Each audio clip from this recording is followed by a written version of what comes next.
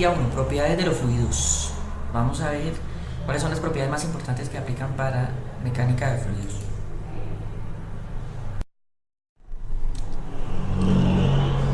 Entre esas vamos a hablar de la densidad relativa, peso específico, presión, temperatura, compresibilidad, viscosidad, tensión capilar y presión de vapor, con la relación hacia el curso. Densidad relativa y peso específico. La densidad, relación masa sobre volumen. Entonces, a medida que la masa contenida en un volumen es mayor, pues la densidad es mayor, o a medida que el volumen es mayor para la misma masa, la densidad es menor. En caso de los gases, pues son menos densos que los líquidos, porque necesita un volumen mayor para la misma masa. La densidad disminuye cuando aumenta la temperatura, para líquidos y para gases. Con los líquidos varía poco cuando aumenta la presión o cuando disminuye la presión. Con los gases es bastante notorio el cambio. Con un pequeño cambio de presión cambia bastante la densidad. ¿Y cómo se ve ese cambio? Puede ser con una ecuación de estado. Se ve la relación entre la densidad, el volumen y la temperatura para un gas ideal o gas real. Densidad relativa, relación entre la densidad de la sustancia y una densidad de referencia, que puede ser la del agua a 4 grados Celsius para líquidos o la del aire a 20 grados Celsius para gases. Entonces es adimensional porque dividimos una densidad sobre la otra. El peso específico, relación entre el peso y el volumen, o sea, el producto masa por gravedad sobre volumen del fluido. Pero como masa es densidad por volumen, pues el peso específico también quedaría igual a densidad por gravedad, ya que se cancelaría el volumen. Entonces hay dos fórmulas: peso sobre volumen o densidad por gravedad. Presión, fuerza ejercida por un fluido sobre el área que lo contiene. Si es en un área del fondo de una base de un recipiente, pues el peso que ejerce la columna de fluido sobre esa área va a ser la fuerza. Entonces presión igual a peso sobre área. Peso es densidad por gravedad. De manera que pues ahí tenemos, o sea, masa por gravedad, y ahí vamos a calcular con esta ecuación densidad por gravedad por altura la presión manométrica o presión de columna hidrostática, por una columna, porque es densidad por gravedad, que sería el peso específico, por el volumen, por la altura, pues nos va a quedar densidad por gravedad por altura.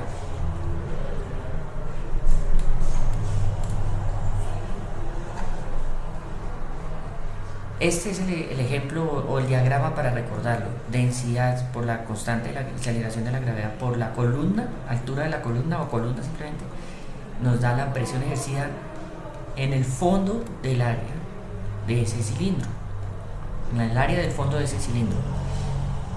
Pero esa sería la presión manométrica, más la presión atmosférica, que es la que hace el aire, que hace la atmósfera sobre el líquido, pues nos va a dar la presión total en el fondo de esa superficie.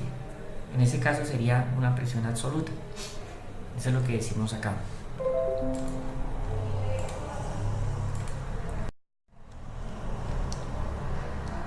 Bueno, la temperatura pues es muy difícil de definir, pero como tal pues se puede asimilar con que el gradiente de temperatura es la fuerza impulsora para la transferencia de calor, o se puede también ver como el promedio de la energía cinética de las partículas que componen la sustancia, en este caso el fluido. Pero lo que nos interesa aquí es la relación de esa propiedad con otras, como la densidad, viscosidad, tensión superficial y presión de vapor. En general, a medida que aumenta la temperatura, disminuye densidad, disminuye viscosidad, disminuye tensión y disminuye presión. No, aquí sí sería inverso con la presión de vapor. Aumentaría la presión de vapor. Para medirla existen varias escalas representativas.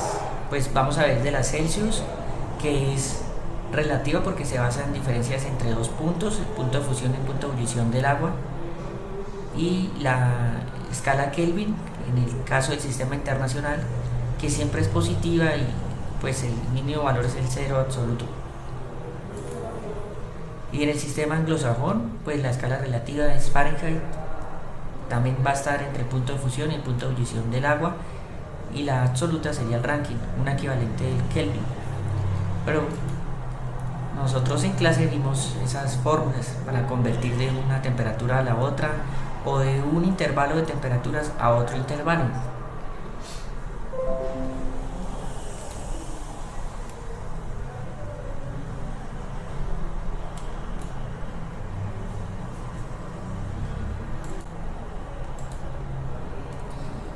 Compresibilidad es aquella propiedad que, pues sobre todo para el caso de los líquidos, aparece solo a condiciones muy particulares, cuando la presión es demasiado alta y hay una pequeña disminución de volumen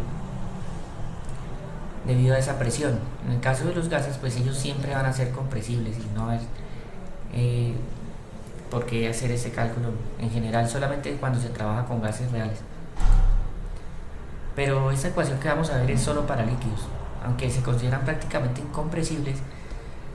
En algunas circunstancias, pues como se dice, puede disminuir ligeramente su volumen y llegaría a afectar un proceso. ¿Cómo se calcularía? Pues a través de esta ecuación donde K es el módulo de compresibilidad, o beta como lo habíamos visto, y es igual a la relación entre la diferencia de presiones aplicada, una presión manométrica, y la fracción de cambio de volumen o fracción de disminución de volumen por volumen del líquido, que es una relación adimensional, delta de B sobre B. Se puede generalmente calcular es el porcentaje de disminución de volumen, multiplicando esto por 100.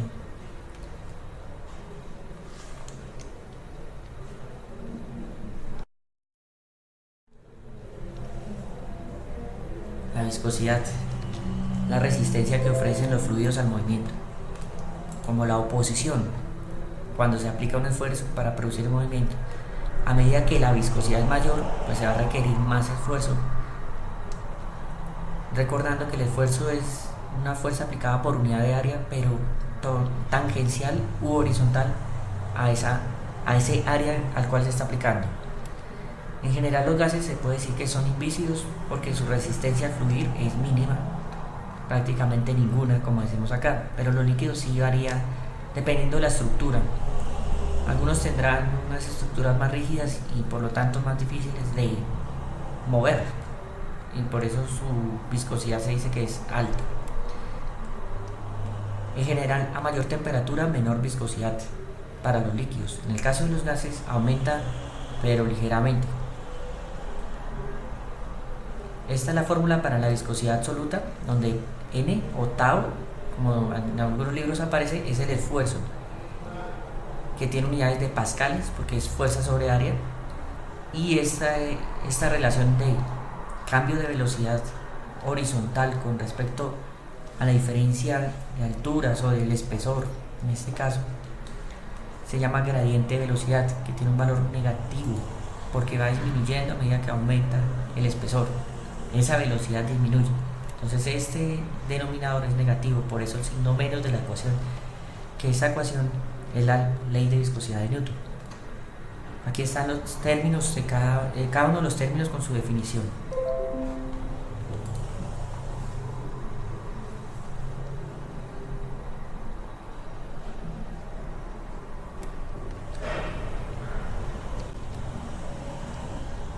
Entonces decíamos que la viscosidad absoluta, también llamada dinámica, es la relación entre ese esfuerzo y el gradiente de velocidad que se produce, o velocidad de formación también. Se mide en las siguientes unidades. En el sistema internacional, pascal segundo, no pascal por segundo, sino pascal segundo. Aquí sería con un puntico entre pa y s, que corresponde a kilogramos sobre metro segundo. Pero hay otra unidad que se utiliza mucho, que es el Poise, que es del sistema CGS, centímetro gramo segundo, corresponde a 1 gramo por centímetro segundo, lo que equivale a 0,1 pascal segundo. Pero además se utiliza mucho más el centipoise, que es un submúltiplo del Poise, equivale a 1/100ª parte de un Poise. o también una milésima parte de un pascal por segundo o milipascal segundo. Perdón, pascal segundo o milipascal segundo. La viscosidad del agua a 20 grados es 1 centipoise.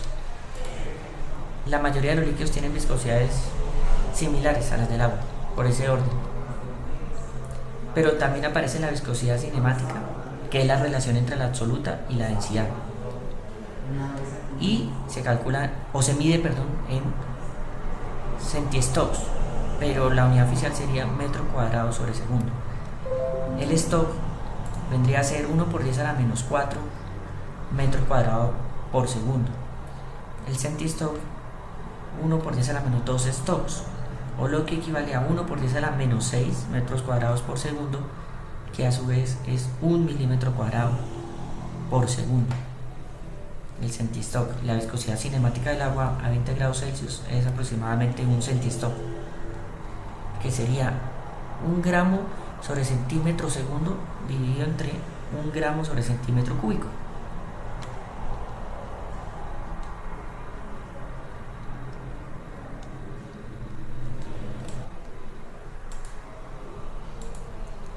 La viscosidad, a medida que es mayor, dijimos que se necesita mayor esfuerzo para producir el flujo del fluido, y es menor, a menor viscosidad, pues menor esfuerzo. Pero eso es cuando la viscosidad no cambia con el esfuerzo, es constante. El gradiente, la relación entre el esfuerzo y el gradiente va a ser una constante. Entonces es esta curva roja para fluidos newtonianos. Pero existen muchos otros. Plástico de Bingham, por ejemplo, necesitan un esfuerzo umbral a partir del cual empieza a fluir. Fluido pseudoplástico, que va disminuyendo la viscosidad a medida que aumenta el esfuerzo o aumenta la velocidad de deformación. Y dilatante, que aumenta la viscosidad al aumentar la velocidad de deformación. Llega a un punto donde se hace imposible mover el fluido.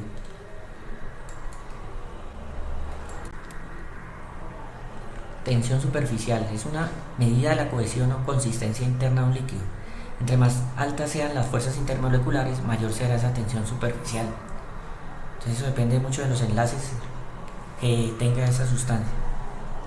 Pero en la superficie de esa sustancia líquida, que esto aplica para líquidos, va a haber una fuerza resultante hacia el interior del mismo. Y a medida que las fuerzas internas sean mayores, pues la tensión superficial va a ser mayor. Se calcula como el trabajo necesario para producir una deformación del área sobre ese cambio de área, o la fuerza necesaria para estirar o elongar en cierta longitud, valga la redundancia, una gota de líquido. Cambio de longitud de la gota de líquido.